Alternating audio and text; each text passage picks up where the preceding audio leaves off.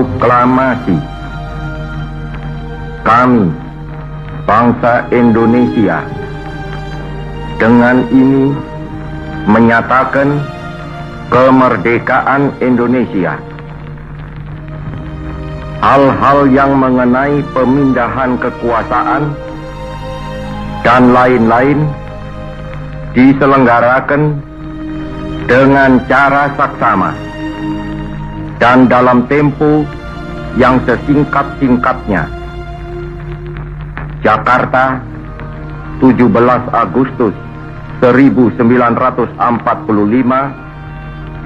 atas nama bangsa Indonesia, Soekarno Hatta. Assalamualaikum warahmatullahi wabarakatuh. Hai. Ngaran ulun Ahmad Saidil Amin. Perkenalkan, nama saya Tio Martin Ferdin Bagarian. Perkenalkan, nama saya Muhammad Al-Farizi. Perkenalkan, nama saya Muhammad Ibn Ilham. Perkenalkan, nama saya Destraura Filippo Inzaghi. Kami dari kelas 11 IPA 3 SMA Negeri 1 Satui akan menjelaskan tentang peran tokoh-tokoh proklamator.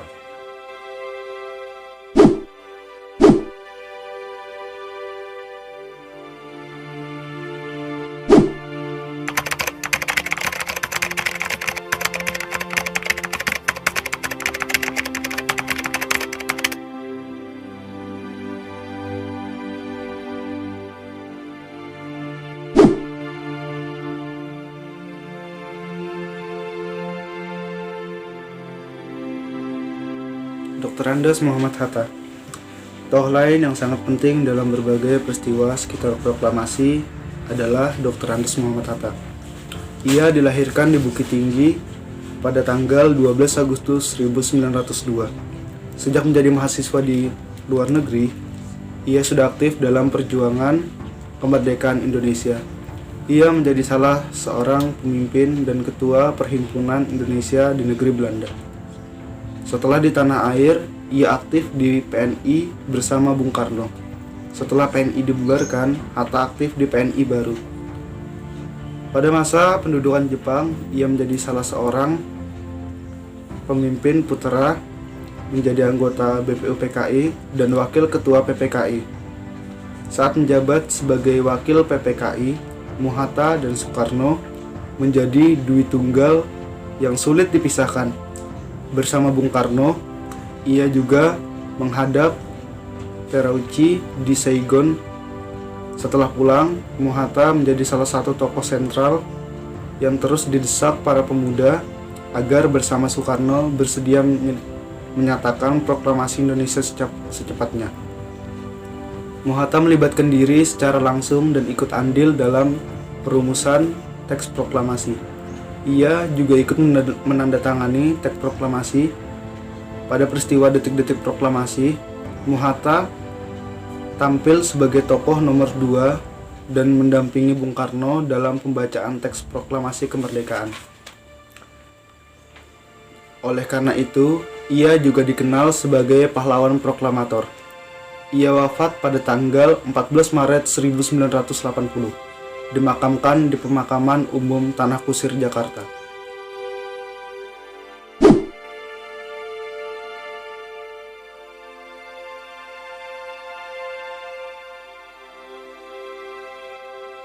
Ahmad Soebardjo. Ahmad Soebardjo merupakan salah satu tokoh proklamasi yang lahir di Karawang, Jawa Barat pada tanggal 23 Maret 1896 dan beliau tutup usia pada Desember 1978. Pada masa pergerakan nasional, beliau aktif dalam organisasi PI dan juga PNI. Kemudian pada masa kependudukan Jepang, sebagai Kaigun, beliau bekerja di kantor kepala Biro Riset Angkatan Laut Jepang, pimpinan Laksamana Maeda. Beliau juga merupakan salah satu anggota BPUPKI dan juga PPKI. Beliau tidak datang saat pembacaan teks proklamasi yang dibacakan oleh Insinyur Soekarno di Jalan Pegangsaan Timur nomor 56 Jakarta Pusat. Saya menjamin pada tanggal 17 Agustus 1945 akan terjadi peristiwa proklamasi kemerdekaan Republik Indonesia. Jika saudara-saudara ragu, maka nyawa saya akan menjadi taruhannya.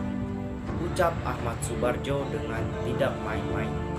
Dengan ucapan beliau tersebut, golongan muda akhirnya bisa mempercayai bahwa senior-seniornya akan melaksanakan proklamasi kemerdekaan sesuai dengan desakan para pemuda.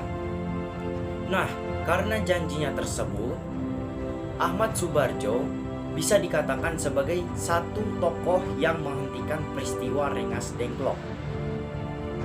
Nah, akibat dari janji Ahmad Soebardjo, akhirnya Insinyur Soekarno Muhammad Hatta dan rombongan bisa kembali ke Jakarta. Saat tibanya di Jakarta dini hari, di rumah Laksamana Maida dilaksanakan perumusan proklamasi kemerdekaan. Nah, di sini Ahmad Soebardjo berperan aktif dan memberikan pemikiran tentang rumusan proklamasi kemerdekaan Republik Indonesia.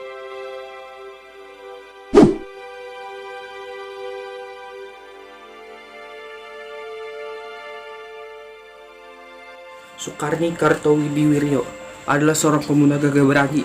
Ia merupakan salah satu seorang pimpinan gerakan pemuda di masa proklamasi. Tokoh ini dilahirkan di Blitar pada tanggal 14 Juli 1916 dan meninggal pada tanggal 4 Mei 1971. Sejak muda, ia sudah aktif dalam pergerakan politik. Semasa pendudukan Jepang, ia bekerja pada kantor berita Dome. Kemudian, ia aktif di dalam gerakan pemuda. Bahkan, ia menjadi pemimpin gerakan pemuda yang berpusat di Asrama Pemuda Angkatan Baru di Menteng Raya 31 Jakarta. Sukarni merupakan pelopor penculikan Soekarno dan Hatta ke Rengas Dengklok. Ia juga tokoh yang mengusulkan agar teks proklamasi ditandatangani oleh Soekarno dan Hatta atas nama bangsa Indonesia. Ia juga pemimpin pertemuan untuk membahas strategi penyebarluasan teks proklamasi dan berita tentang proklamasi. Sayuti Melik, tokoh yang lahir pada tanggal 25 November 1908 di Yogyakarta ini, berperan dalam pencatatan hasil diskusi susunan teks proklamasi.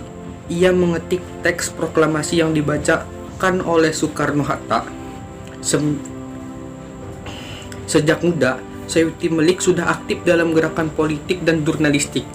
Tahun 1942, menjadi pemimpin redaksi Surat Kabar Sinar Baru Semarang. Nama tokoh ini semakin mencuat pada sekitar proklamasi kemerdekaan di Indonesia. Ia telah menyaksikan penyusunan teks proklamasi di ruang makan rumah Maida. Bahkan akhirnya ia dipercaya untuk mengetik teks proklamasi yang ditulis tangan oleh Soekarno.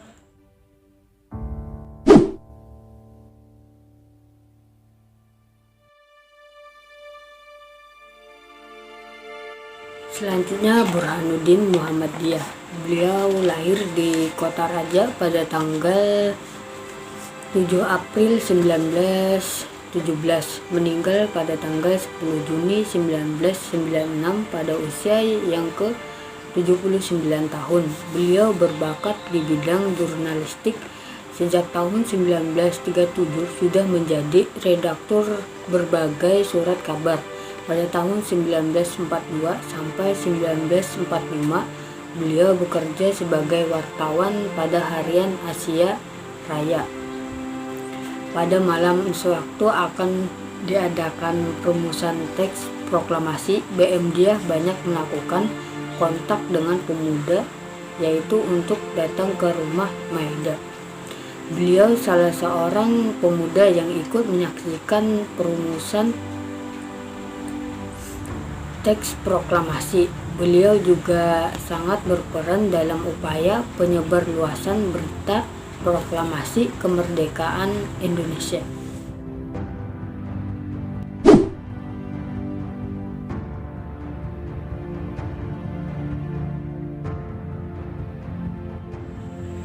Lambertus Nicomedemus Palar. Lambertus Nicomedemus Palar atau lebih dikenal dengan LN Palar adalah seorang diplomat ulang. Dalam perjuangan kemerdekaan Indonesia, khususnya melalui diplomasi, ia lahir di Temohon, Sulawesi Utara pada tanggal 5 Juni 1900. Pendidikan yang ditempuhnya di sekolah Mulo di Tandano, kemudian melanjutkan di sekolah Yogyakarta di AMS dan ITB. Namun Palar tidak menyelesaikan kuliahnya di ITB. Ia kemudian meneruskan sekolah di Amsterdam sambil kerja. Pada tahun 1947, LN Palar diminta oleh Presiden Soekarno untuk menjadi juru bicara RI di PBB. Pada tahun 1947, dibantu oleh Sudarpo, Suedodjatomoko, dan Sumitro, Palar membuka kantor perwakilan RI di New York. Sebelum pengakuan kedaulatan RI 1949, status Palar saat itu adalah sebagai peninjau. Kemudian pada tahun 1950, setelah Indonesia mendapat kedaulatan penuh dan Indonesia menjadi anggota PBB yang ke-60, Palar resmi sebagai perwakilan RI dengan status keanggotaan penuh. Sekian, terima kasih.